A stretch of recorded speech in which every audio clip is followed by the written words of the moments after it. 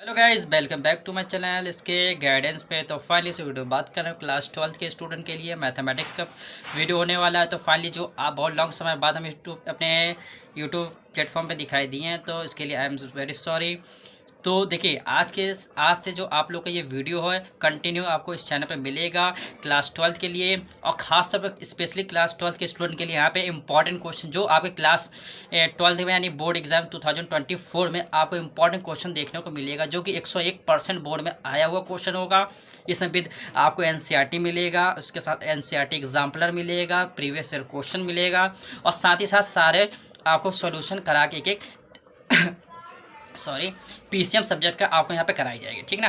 तो important question रहेगा। और यहाँ पे क्लास 10th वाले अगर बच्चे देख रहे होंगे तो उसके लिए भी आपका अपडेट है कि आप लोग के भी कुछ समय बाद से वीडियो आना स्टार्ट हो जाएगा आपका मैथमेटिक्स के लिए और साइंस के लिए, ठीक ना। क्लास 12 के लिए क्लास 10th के लिए मैथमेटिक्स एंड साइंस, और क्लास 12 के स्टूडेंट के लिए ये आपका पीसीएम सब्जेक्ट का होने वाला है। तो फाइनली बात करते हैं यहाँ पे जो हमारा ये वीडियो होने वाला है क्लास 12 मैथमेटिक्स का, कैसे 90% यानी कि 90 नंबर एक तरह से कैसे स्कोर कर सकते हैं मैथमेटिक्स सब्जेक्ट में, ठीक ना। देखिए आपका पहले आपको मैं सब्जेक्ट यहाँ पे दिख रहा होगा कि फर्स्ट आपका जो चैप्टर होता है वो रिलेशन एंड फंक्शन होता है, सेकंड है इनवर्स ट्रिग्नोमेट्रिक फंक्शन, जो थर्ड है आपका मैट्रिसेस है, उसके बाद फोर्थ जो आपका चैप्टर हो डिटर्मिनेंट है, पांचवा जो आपका कंटिन्यूटी एंड डिफरेंशियबिलिटी है, उसके बाद आपका जो छठा चैप्टर है एप्लीकेशन ऑफ डेरिवेटिव, जो आप डिफरेंशियबिलिटी पढ़ेंगे उसी का आप उपयोग पढ़ेंगे किस में, एप्लीकेशन ऑफ डेरिवेटिव में। कि आपको कोई वॉल्यूम दे देगा, सिलेंडर दे देगा, कहेगा ये सिलेंडर हमने मान लेते हैं ये सिलेंडर दिया है, ठीक ना। इस सिलेंडर होगा, इस सिलेंडर कुछ ना कुछ रेडियस होगा, इस सिलेंडर कुछ ना कुछ रेडियस आर होगा, इसकी कुछ ना कुछ हाइट होगी, ठीक ना। इसकी कुछ ना कुछ ये हाइट होगी, इसकी कुछ ना कुछ रेडियस होगी। तो बोलेगा कि आपका जो वॉल्यूम है बी जो है पाई आर स्क्वायर एच जो है, यहाँ पे दो वेरिएबल डिपेंड कर रहा है। जो वॉल्यूम है वो दो बातों पर डिपेंड कर रहा है, एक तो आर पर डिपेंड कर रहा है, एक एच पर डिपेंड कर रहा है। तो कैसे ये वॉल्यूम बढ़ता है, कैसे इंक्रीज होता है, कैसे डिक्रीज होता है, तो हम किस में पढ़ेंगे, ये एप्लीकेशन ऑफ डेरिवेटिव में पढ़ेंगे। इतना क्लियर है। अब सेकंड जो आपका यहाँ तक आपको यहाँ से एक से लेकर के यहाँ तक आपको एक बुक कंप्लीट हो गया। इसके बाद देन आपको यहाँ से दिख रहा होगा कि यहाँ से हाँ आपको यहाँ पे इंटीग्रल यानी कि इसको बोलते हैं समाकलन, एप्लीकेशन ऑफ इंटीग्रल मतलब समाकलन का अनुप्रयोग, डिफरेंशियल इक्वेशन मतलब अवकल समीकरण जो होता है, वेक्टर अलजेब्रा आपको वेक्टर के अंदर इसमें वेक्टर अलजेब्रा के अंदर पढ़ेंगे। उसके बाद 3 डायमेंशन पढ़ेंगे, जिसके अंदर आपको 3 space dimension X Y Z वाले जितने भी आपको इक्वेशन होते हैं, इक्वेशन फॉर्म, वेक्टर फॉर्म, ये पढ़ेंगे। लीनियर प्रोग्रामिंग पढ़ेंगे, उसके बाद प्रोबेबिलिटी पढ़ेंगे। तो देखिए यहाँ से लेकर के यहाँ तक आपको ये सेकंड बुक हो गया। तो फाइनली देखिए आपका जो मेन मोटिव होना चाहिए कि आप लोग क्या करेंगे कि इन सारे का इंट्रोडक्शन तो आप लोग समझ के आएंगे अब किताब से रीड करके, लेकिन आप लोग ये भी करके आइएगा कि आपको मेन फोकस होना चाहिए किस पे, 2-3 चैप्टर पे। पहला तो हो गया आपका ये कंटिन्यूटी एंड डिफरेंशियबिलिटी पे, ठीक है। पहला इस पे आपको कमांड कर लेना चाहिए अच्छे से।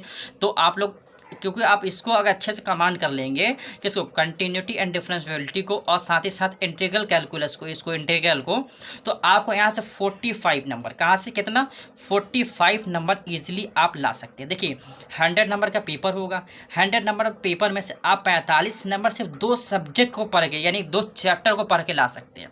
कितना, 2 चैप्टर को पढ़ के 45 नंबर ला सकते हैं। किसको, कंटिन्यूटी एंड डिफरेंशियबिलिटी को और इंटीग्रल को आप पढ़ के यानी कि समाकलन और अवकलन पढ़ करके 2 चैप्टर पढ़ करके आप 45 नंबर स्कोर कर सकते हैं। उसके बाद जितने भी अलजेब्रा वाले चीज़ें हैं, मतलब कि रिलेशन एंड फंक्शन हो गया। अब बाकी ये इनवर्स ट्रिग्नोमेट्रिक फंक्शन है, इससे भी कभी कभी क्वेश्चन देखने को मिल जाता है लॉन्ग में, और शॉर्ट में भी इससे क्वेश्चन देखने को मिल जाता है। 4 से 5 नंबर का क्वेश्चन देखने को मिल जाता है इसमें, ठीक ना। तो ऑल ओवर देखा जाए तो हम आपको ज़्यादा फोकस आपको हम करेंगे किस पे, कंटिन्यूटी एंड डिफरेंशियबिलिटी पे, और सेकंड करेंगे आपको इंटीग्रेशन पे। उसके बाद आपको लास्ट के 2 चैप्टर बचते हैं, आप डिफरेंशियल इक्वेशन और आपको ये प्रोबेबिलिटी करा देंगे, और देन आपको ये 3 डायमेंशन ज्योमेट्री करा देंगे। उसके बाद इसका हम सारे के सारे इंपॉर्टेंट क्वेश्चन विद एनसीईआरटी, क्या होगा, एनसीईआरटी के साथ आपका एग्जाम्पलर जो होगा, एनसीईआरटी एग्जाम्पलर होता है, और प्रीवियस ईयर जो क्वेश्चन होता है वो भी कराएंगे आपको, ठीक। तो आई होप ये वीडियो क्लियर आया होगा। चलिए, तो आप लोग को कल आप लोग ये डिटेल आपको एक्सप्लेनेशन समझ में आ गया होगा। तो आप लोग को मैं चलिए वीडियो को ये यहीं पे एंड करते इस वीडियो को। आपको नेक्स्ट वीडियो आप लोग विजिट करना, और जब तक के लिए आप लोग अपने कॉन्सेप्ट वगैरह जितने भी है बुक से रीड करके जरूर तैयार रहना, ठीक ना।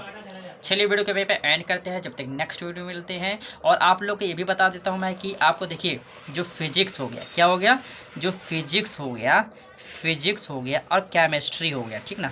केमिस्ट्री हो क्लास 12 के स्टूडेंट के लिए, फिजिक्स हो गया और केमिस्ट्री हो गया, साथ में बायोलॉजी भी ले लो। क्या हो गया, बायोलॉजी हो गया। देखिए तो क्या होगा, फिजिक्स का इम्पोर्टेंट डेरिवेशन, फिजिक्स का इम्पोर्टेंट जो होता है डेरिवेशन जो होता है फिजिक्स का इम्पोर्टेंट, ठीक। देन इसके बाद इसमें क्या होता है, इम्पोर्टेंट रिएक्शन होता है, इम्पोर्टेंट रिएक्शन होता है किसमें, फिजिक्स में, केमिस्ट्री में। और उसके बाद फिजिक्स में इम्पोर्टेंट डेरिवेशन, और बायोलॉजी में आपका क्या करना है कि इम्पोर्टेंट जो क्वेश्चन होता है MCQs, यानी कि इम्पोर्टेंट जो क्वेश्चन जो होता है, इम्पोर्टेंट क्वेश्चन वो हम आपको कराएंगे, ठीक ना। आप लोग को इतना मैं करा दूंगा कि आप लोग को क्लास 12 यानी क्लास 12 स्टूडेंट के लिए, क्लास 12 के लिए 2024 बोर्ड एग्ज़ाम में कम से कम हर स्टूडेंट का जो मार्क्स आने वाला है अब टोटल 90 के अप्रॉक्स तो आएगा ही, 90% तो अप्रॉक्स आएगा ही ऑल स्टूडेंट का। अगर जितना मैं करा रहा हूँ उतना शिद्दत के साथ फॉलो करेंगे तो इतने मार्क्स इजीली स्कोर कर सकते हैं, ठीक ना। क्योंकि आप लोग का जो एग्ज़ाम है अभी आपको मान लेते हैं कि नवंबर आ गया, जब नवंबर आ गया तो आपका नवंबर हो गया, दिसंबर हो गया, जनवरी हो गया, ठीक ना। तो नवंबर, दिसंबर, जनवरी, और जो एग्ज़ाम आपका स्टार्ट होगा वो कुल मिलाकर के 18 फरवरी से, यानी कि आधा महीना हम इसको मान लेते हैं, यानी कि फरवरी को। तो हम बोलने कुल मिला के आपका अभी से 3.5 यानी कुल मिला करके 3.5 महीना, 3.5 मंथ का टाइम है, ठीक ना। मंथ का आपके पास टाइम है, तो इतने में इजी सारे सब्जेक्ट इजीली पढ़ सकते हो, अच्छे से कवर कर सकते हो और नंबर अच्छे मार्क्स स्कोर कर सकते हो, ठीक ना। तो चलिए वीडियो को नेक्स्ट यहीं पे एंड करते हैं, जब तक नेक्स्ट वीडियो मिलते हैं किसी अनदर टॉपिक के साथ, इम्पॉर्टेंट वीडियो के साथ, ठीक है। तो इम्पॉर्टेंट जो आपका नेक्स्ट टॉपिक आपको होने वाला है वो डिफरेंशिएशन होने वाला है, तो उसी का इम्पॉर्टेंट क्वेश्चन हम कराएंगे, उसमें NCERT क्वेश्चन भी हम लेके आएंगे। चलिए वीडियो को यहाँ पे एंड करते हैं।